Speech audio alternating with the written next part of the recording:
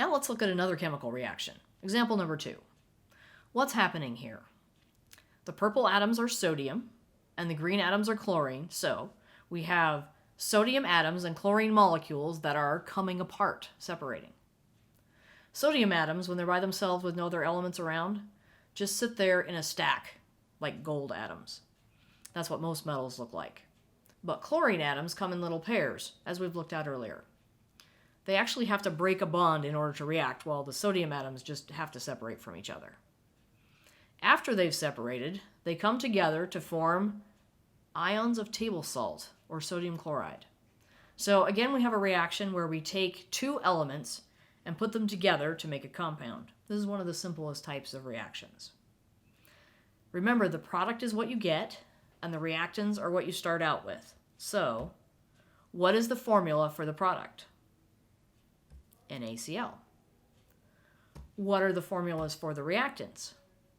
Sodium is just Na, and chlorine is Cl2. How could you represent this reaction with Legos? Well, remember that Legos don't represent ions as well, but we can give it a go. So first we have the sodium atoms that are near each other but not connected. And then we have some chlorine molecules, like that. That's the reactants. To make the reaction go, we just need to separate the chlorines and put them together again in the ion configuration.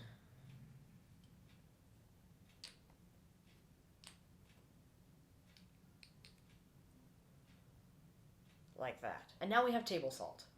Are any atoms gained or lost in this reaction? No. These pictures probably don't represent that very well because I probably don't have enough sodium atoms or enough chlorine atoms to match the atoms that are in the sodium chloride, but with the Legos you can tell. There are no atoms formed and there are none left over at the end. What does this reaction look like? Well, sodium is a metal. It's actually very soft. You can cut it with a butter knife. And very reactive. You have to store it under mineral oil so it won't react with moisture in the air.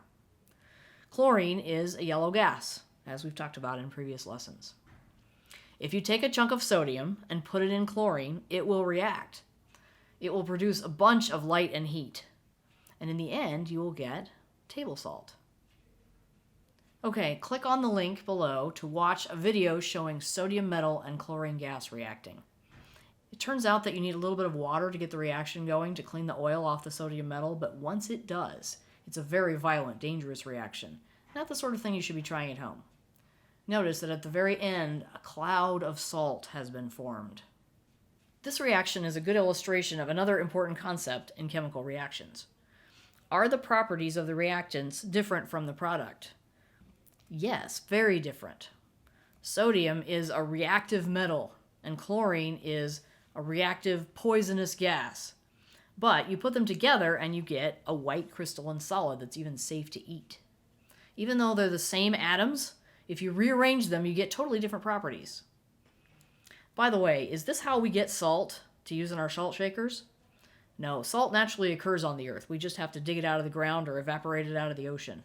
It's so stable that it lasts millions and millions of years.